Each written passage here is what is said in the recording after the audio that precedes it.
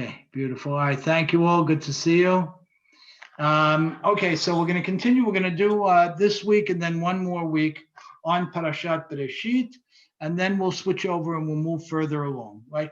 We and I want to just recap briefly one or 2 points from last week, just to drag them forward into this week and build on them. We said that the Chazal say that the world was built on 10 ma'amarim. In other words, Hakadosh Baruch Hu used the word Vayomer 10 times, and based on those 10 utterances, the world was created. When we check the number, we see, as we discussed last week, that there were only 9. So the rabbis go back and say, yeah, it's 9, but then it doubles back to the first pasuk, Bereshit bara Elokim et hashamayim v'et haaretz, that in this Reshit period, Hakadosh Baruch Hu created heavens and earth. And the reason for it doubling back is to wrap it all together and to teach us some very important things as they relate to how we look at the world and how we live our lives. And the first one is that when HaKadosh Baruch Hu uses the term Vayomer, it means that it's with sweetness and softness. It's a ma'amad, it's not a dibur. And the difference we brought, the distinction we brought was Vaydaber in the Aseret HaDibirot, where it is more definitive and specific and tough and structured. When the term Vayomer is used, it's more open-ended and more inclusive and softer. And it doubles back to the first pasuk to tell us that creation was structured in a way where the created did their own creating. So that's chidush number 1. And we talked about that last week, the power, the laws of nature and what that means. And what we said was that HaKadosh Baruch Hu creates this remarkable partnership, giving the created elements the ability to create while maintaining an overarching creative input, not simply an overarching creative ability, but a creative input. And we said at the same time, though, we didn't stress this last week, we're going to highlight this a little bit more this week, that the 10 ma'amarot was said all at the same time. Strange thing, but our rabbis make a point of saying that. In other words, what's described over 6 days, we have to say somehow, and it's tough to understand, but we have to say somehow was spoken out all at one time in 10 different ways and then manifested over 6 days. How long the days were, we don't know, but that's the setup. It sounds very complicated. Let it be a lot simpler. That HaKadosh Baruch Hu said it each one day. Today is going to be the heavens and earth. Tomorrow is going to be the plant kingdom. The next day is going to be the animal kingdom. That would have been easy enough. Or say that it was all said at one time together and don't describe it in the book as happening over 6 days. But this is the way HaKadosh Baruch Hu describes it for a very important reason. A, he wants us to know that there is no time element here. B, well, what do you mean? You described it as happening over a time period of 6 days. True, but I'm only telling you that, Mr. Human, to let you know there was a process and there were steps. But really, I don't need steps, God says. I said it all 10 different ways at one time in my mind, in my words, so to speak. And where am I going with all of this, God suggests? I'm going to tell you that there's something before time that you can't appreciate, but I'm going to put things into a context of time so you can appreciate them. And that I want to teach you process, which we're going to talk more about in a few minutes. And I want to teach you, he says, that those things that were created did their own creating. So we don't simply understand that what evolved, what was born, what was implanted on the earth by God had the resilience to stay. We believe something much more than that it has the capacity to create, to speciate, to hybridize, and connect to others.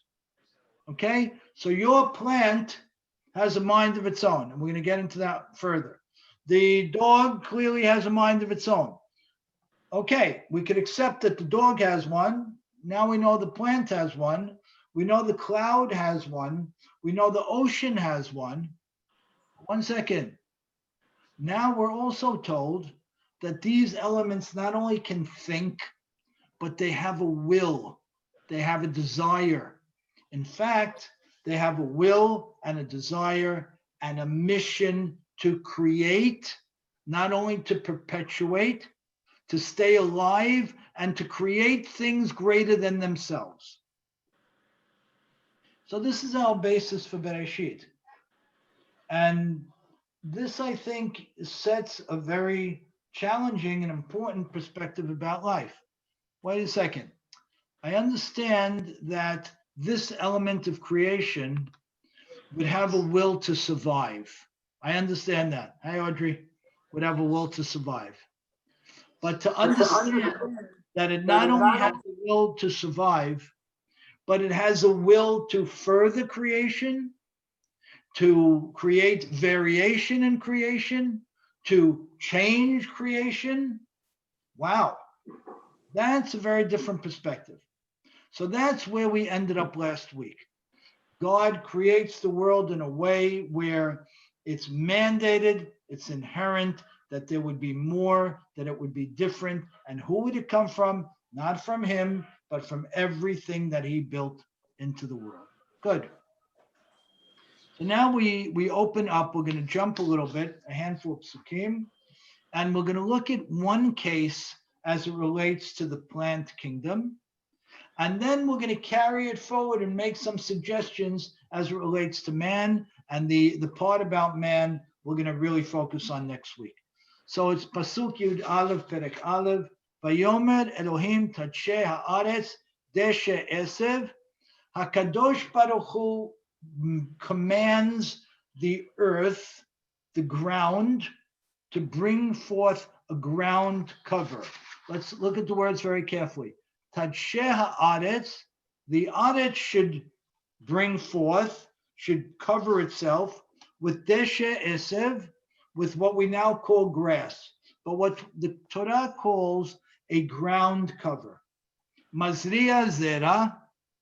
So this ground cover has to have the ability to live not in its original place of birth. So it's like sod today. You know, they grow sod in an area, they cut it, right? They cut it underneath, and then they bring it to our garden, and it takes root again. So Kadosh Baruch Hu mandates that the Aretz, not him, the land itself, would create this ground cover with a resilience to be able to live in other places. Okay. And at the same time, he says, Etz peri oseh peri, a fruit tree that makes fruit, limino, that's speciated, that's specific. Asher zar'o bo. Now, this is very important. Here, we see a very significant difference. Asher zar'o means its seeds are within it. 1 second. The seeds are within it. Sorry. Whoever has some noise, please mute. Extremely durable. My Giza sheets, all 21-inch wide pillowcases that will fit over. Okay, sorry, guys. Okay, so in the first case, in the case of the grasses or the ground cover, HaKadosh Baruch Hu mandates that it should be Mazria Zera, meaning it has the resilience, the sustainability to be moved from one place to another and perpetuate. In the second case, in the case of the fruit, he calls it Asher Zar'o Bo, meaning that its seeds are inside it. So two completely different things. As we know, fruit have the seeds within them. Grass, we don't know of grass having a seed, at least not one that we can distinguish. So grass has the resiliency to take root someplace else, not limited to where it was born, so to speak, or created. And the fruit has altogether different resiliency. It has the ability to give birth. It's inherently born with the ability to have a future generation to it. Good. So, headline. HaKadosh Baruch Hu creates the world not only with its core elements having da'at, being able to relate to God, they have chokhmah, they have the ability to make decisions, and they have a will. What does that mean? It means they have a resilience. They want to live. They want to perpetuate. And therefore, when it comes to something as simple, so to speak, as ground cover or grass, HaKadosh Baruch Hu tells it, you're going to be created in a non-distinguishable way. Just cover the ground so it's not dirt, but have within you the capacity to be transported and to live anywhere and everywhere. Good. When it comes to the trees, HaKadosh Baruch Hu says something else. He says, Etz piri oseh piri, a fruit tree that itself tastes like fruit and has within its fruit the seeds to speciate and perpetuate. Two very different things. Now, it seems that the grass, or what would become grass, was mandated first, right? That's at the beginning of the pasuk. And then the trees were mandated second. But remember what we said a little while ago. The order of things is for our benefit. But in fact, there was no order. There was no first and second. This all came out of God's mouth at one time. Okay, that helps us understand the next pasuk. But totzeh haaretz teshe esev mazriya zera leminehu. And what did the ground covering, what we would call grass, what does it do? It comes out, right? The earth brings it forward because the earth is the creator here. It comes out with the ability to be transplanted and to live successfully someplace else, but it also decides to speciate. In other words, there's all kinds of different grasses. Now, where did it get that idea? What do you guys think? We're a small group, so you can unmute. What do you guys think? Where did it get the idea to speciate? What would you say? I'm going to unmute you guys. Let's go back to the pasuk. The pasuk says, grass, come out be'ibuvia, come out as a mix. Trees come out speciated. There'll be a tree that gives an orange fruit, and a pear tree, and an apple tree, and a cherry tree. What do our rabbis say? They say a fascinating thing, that the grass heard what was told to the fruit trees. The grass heard that was told to the fruit trees and went ahead and said, hey, if the fruit tree, which has branches, which are distinguishable one from the other, is going to go ahead and create individual identities for itself, individual fruits, well, if that needs an identity to that extent, us grass, where it's so much harder to distinguish one blade of grass from another, shouldn't we do the same thing? Now, this is a mind blower. 1 second. Grass heard what God told to the trees. Okay, said it all at one time. I'm cool with that. The grass then thinks about it. The grass then reasons and says, wait a minute. The trees already have a much better opportunity at creating self-identity because they have branches. And a branch is discernible one from the other. Us grass You have one blade of grass next to the other. Who's going to know what we look like? Therefore, based on their ability to relate to God, to think, and to reason with a will, they decide that they're going to create umpteen different types of grasses. Now, it wasn't an ignorant type of consideration because they didn't decide to create seedlings within themselves as well, which they also heard that God told the trees to do that. They didn't decide to do that. They didn't feel that that was necessary, but they decided to create all types of different grasses, liminehem, each its own species, so that they can be identifiable and distinguished. Okay? Now, there's a couple of opinions here. You could say the grass made this decision, or you could say the land made the decision. But who cares? And neither of which are elements that we would say are decision makers, but they are. Okay, so far? So, good. Then it says, Ve'etz oseh pri asher zar'o bo leminehu. And a fruit tree that didn't taste like as God commanded, but just a fruit tree that gave fruit. And by the way, in that fruit there was seeds. Now, the Or HaChaim HaKadosh says a very interesting thing. He says, it's fascinating. There are opinions on this that say that the trees simply didn't listen. God told the tree, be edible, taste like the fruit that you bear. And the tree said, oh man, if I do that, what am I doing? The time will come where the animals will not only eat the fruit, they'll eat me, and that'll be the end of me. The Or HaChaim HaKadosh says it very differently.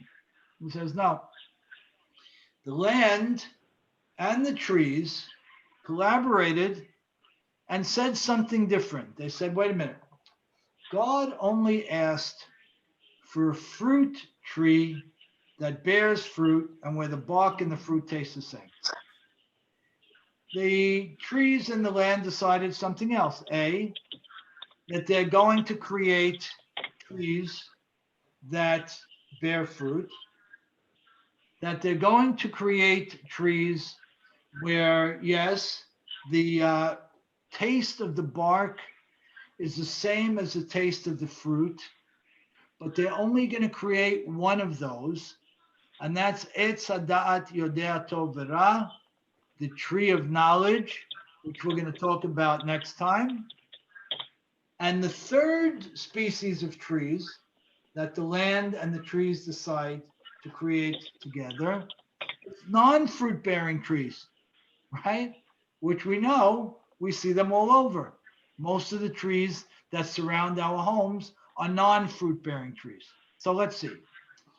One perush on the pasuk is very simple. The trees decided not to listen.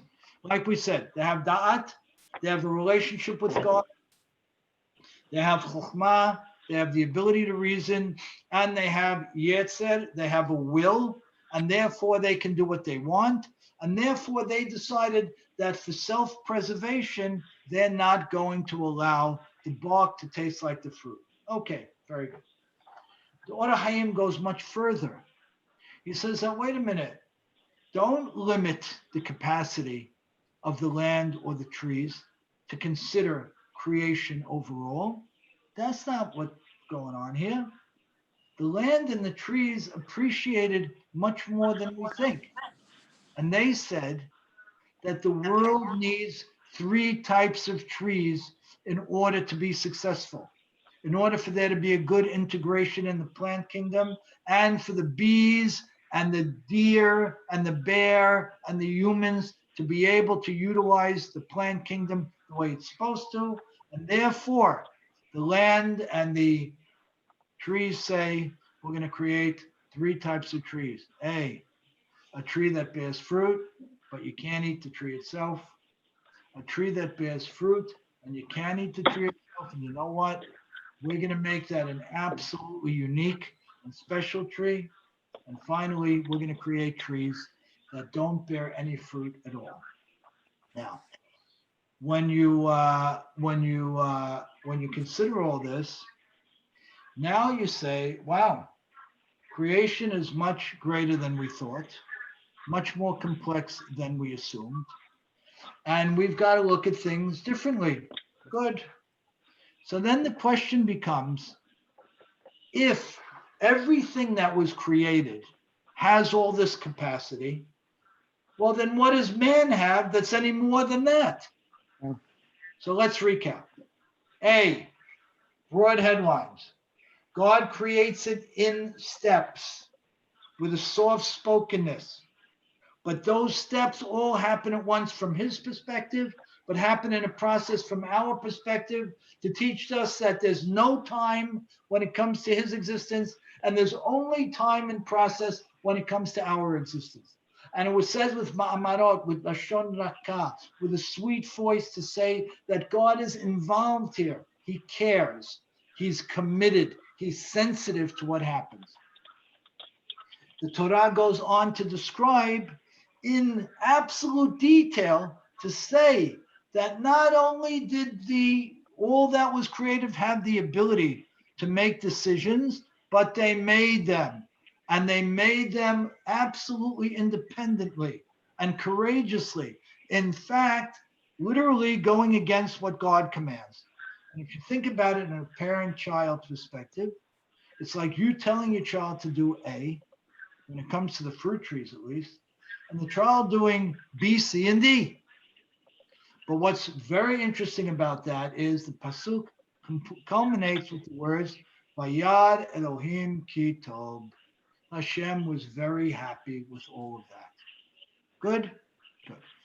If we say that this is true, that the ability to create was inherent, the ability to judge and discern and make choices was inherent, so now we have to say, well, how are we any different? If the tree can decide to go against God and do what it wants, and HaKadosh Baruch Hu says, well, you know what? Because you did it in a way that was a commitment to the overall structure of creation, I love it. How are we any different? We say that man is different because he has the ability to choose, not simply to decide. Decision making means that I have one or two options in front of me, and I pick one of the two or the three. Choosing means I have one or two options in front of me, and I put something altogether different. But isn't that what the trees did? Isn't that what the grass did? They chose something altogether different. So the question comes back to, well, what does that mean for us? Who are we? What do we bring to this mix? So let's begin looking at what man's creation looks like, and we'll see where it goes. When it comes to man, the Torah says, "Vayomer Hashem." Again, the same lashon rakah, that same sweet, inclusive voice. Naaseh Adam, we will make a man, b'tzalmenu b'dmutenu, as we talked about some time ago, in our sedem, in our likeness, in our image. Very good. We don't have any idea what that means. Remember, everything else in creation got da'at, chokhmah, the ability to know, the ability to choose, and the ability to distinguish. So what is HaKadosh Baruch Hu giving us? Let's see. Then it says, Vayivra Elokim et Adam. The term bara is used. And that's the same word that's used with Shamayim and Aretz and with the animal kingdom. So 1 second. We see that the creation of man starts out a little different. The first thing HaKadosh Baruch Hu does is he turns to everything that was created and he says, listen, all of you, you relate to me, you have a will, and you have the ability, the chokhmah, to distinguish. And based on that, you've made decisions, individual and collective decisions to build the world. Let's get together and let's create that ultimate being. the being that will rule all of you. What? Oh, I'm going to pick my ruler. It's going to be an election, but it's more than simply an election, as we would know these days. What it is I'm going to create that which rules me. Now, going back to where we were, if you said that the grass and the trees and the land had enough da'at, chokhmah, and will to shape themselves, what are they going to be doing here? They're going to be helping, in quotation marks, no such thing as helping God, but they're going to be helping God fashion man. What does that mean? It means that the trees and the bugs and the fish and the sun and the moon and everything God had created until that point come together, kivyachol, so to speak, and say, how can we create the most beautiful being to be our leader, to be our master? Na'aseh Adam, b'tzamenu kidmutenu. Let's all of us come together. HaKadosh Baruch Hu turns to all of that which was created and says, let's all come together and create this ultimate creation. What? Wow. What does it mean? It means the tree is going to weigh in and say, you know what? I want to create a human being who appreciates me and can connect with me. And the sun and the moon say, I want to create a human being who will discover me, who will travel to me, who will explore me, who might risk his life to get to me. The oceans say we're so deep and so vast, but I don't want to be outside of the purview of man. Kitsamenu bidmutenu. I want to be with him. I want him to be part of me. I want a relationship with him. So when it says, Na'aseh Adam b'samenu kidmutenu, what HaKadosh Baruch Hu is saying emphatically is, we are all getting together to create our master, to create our governor, to create that greatest element of creation. And what happens? That's exactly what happens. And therefore, we, as a human being, not only have the creative capacity that each of that below us has, but we have a different kind of capacity. Each of them has the capacity to think beyond itself, right? As the tree did, and said, no, we need 3 types of trees. And we're even going to create a tree that will ultimately impact man's absolute destiny. And we'll talk about that next time. But it goes further. We're going to create a man who not only can relate to all of us, but can relate to something beyond us. And it goes back to Beresheet bara Elokim with the bet. We said that everything in the world is in the Aleph Bet, in the 22 letters of our Aleph Bet. And we said that one of the ideas that Chazal bring, that the world starts with a bet, is to talk about the fact that a human being will have the capacity to envision, to some extent, a physical world and a world beyond the physical. This world and the next world. The world of current reality and the world of Mashiach, possibly, or more to the words of our rabbis, the world of this life and eternal life. So when everything gets together with God, God leading it, and they say, you know what?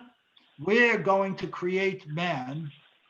Not only are we going to take all of that which was given to all of us, the ability to relate to God and everything on earth, the ability to master all of it with chokhmah, with wisdom, with knowledge, the ability to have a will to further it, to have courage, to have passion, to be able to relate, to care.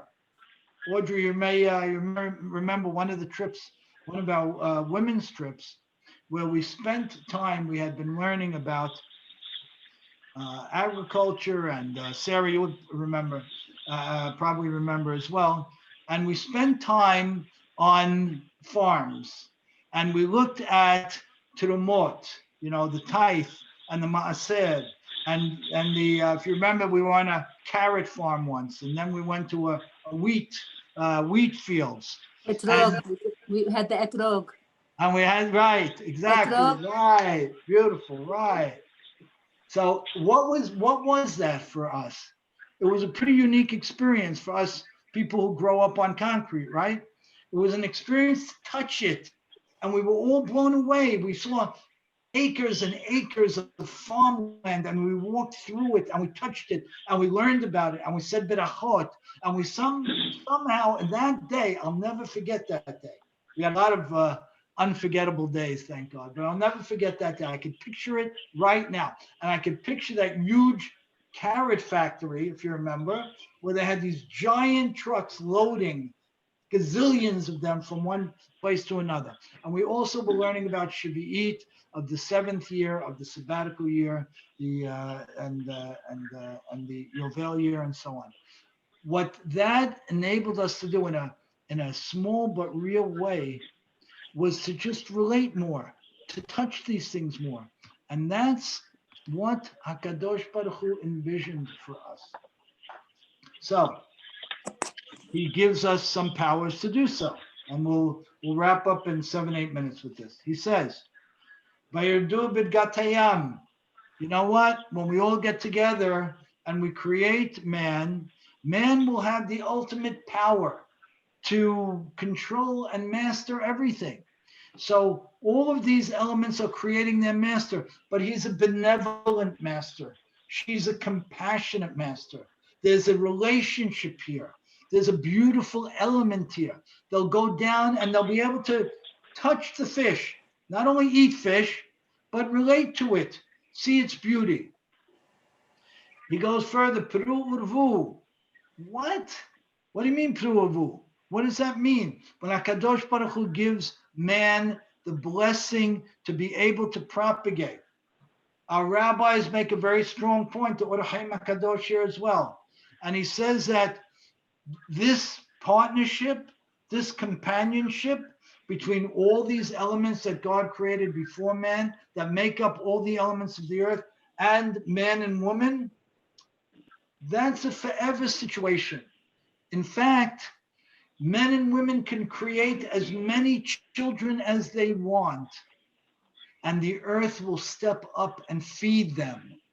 You know how we hear in common language, we used to hear it a lot more 25, 30 years ago, how there's going to be too many people on the planet, and the number of people on the planet is not sustainable. HaKadosh Baruch Hu says absolutely not. That'll never be the case.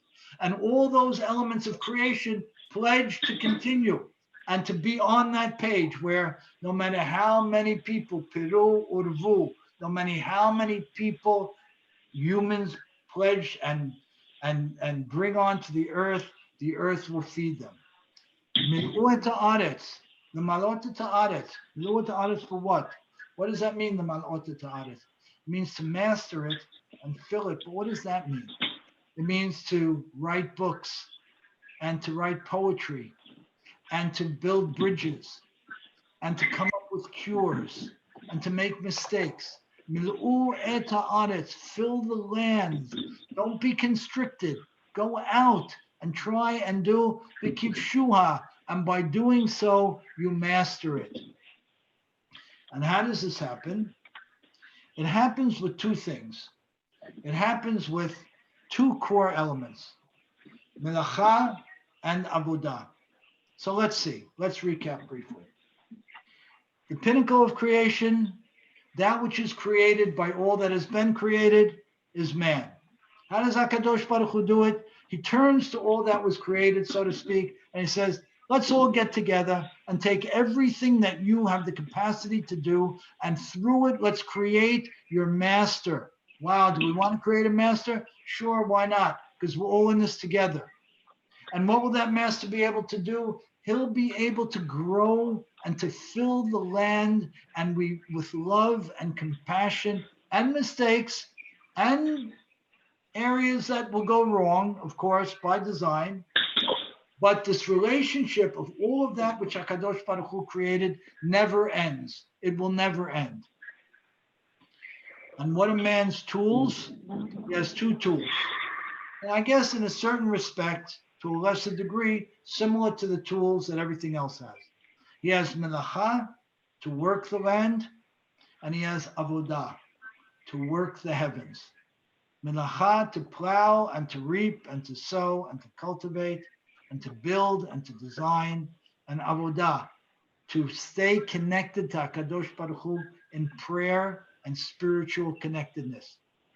For us, we're very fortunate that we have halacha, that we have learning, all of those things that enable that avodah side to be as fertile as it might be. So, we'll wrap up with the following. We have to look at creation altogether differently. Not only is it dynamic, it's intelligent. Not only was it intelligent, it's collaborative. Not only is it collaborative, it's driven. Not only is it intelligent, driven, and collaborative, but it's all for the sake of a greater everything. Who is that greater everything personified in? Man. What's man's mandate? Unlimited. Everything but being God. What will he use? He'll use his ability to plow the earth, to work the land, and his ability to work the heavens. We know that tefillah has power just like the plow has power. What do you mean? What does that mean? It means something very serious. It means the same way we plow the land and we can make the land soft and plant our seeds, we can also, with our words and our tears and our heartfelt prayers, we make the heavens soft. And we have the capacity to impact the heavens. That's what all of the creative elements do when they get together and allow man to be created. And finally, it says that HaKadosh Baruch Hu, Vayitzer et Adam, he refined us, he finished us further. We're going to talk about that next week. Afar mina adama, where we are formed from the dirt of the earth. We've got to talk about why that was mentioned and what it means. Vayipach ba'apav shmat hayim. And HaKadosh Baruch Hu not only gave us the ability to relate, to have wisdom, to have a will, but he gave us nishmat hayim, which speaks to something well beyond all of that. So, this means a couple of things on a couple of levels, and with this we'll close. A, it's wonderful to learn the Parashat of Beresheet and to look at the words and the letters as we've touched on with the 3 psukim. We only learned 3 psukim to get, well, 3.5 psukim to get all this information. B, it's important to understand the vastness and the greatness of God's world. Harambam says a fascinating thing. He says, you want to love God more? Learn science and math. Of course, Harambam's primary focus, which is ours, is to learn Torah. But he said you want to complete the package? Learning science, learning mathematics, those are also God's yeda. Those will also show us the greatness of creation. And it's something we should delve into. I hope, me personally, someday I will. It's never, science and math have never been my particular strengths, but maybe someday. So that's where we are. Creation is fabulous. It's heartfelt. It's alive. It has a will. It has love.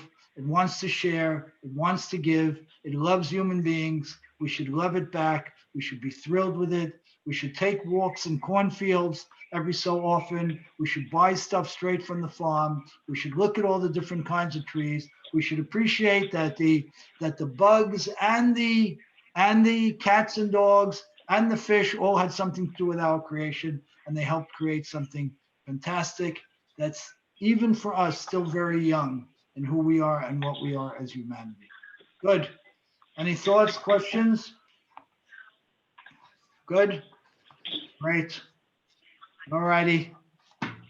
Thank you all very much. Thank you. Great to see you. Beautiful. Thank you, Ricky. Good Thank thing. you. you. Bye-bye. Thanks, Ricky. Thank you, Thank Sarah. you, Ricky. Thank you, Sarah. Thank you, everybody. Thank you. Hi, Joe. Thank you. Thank you all.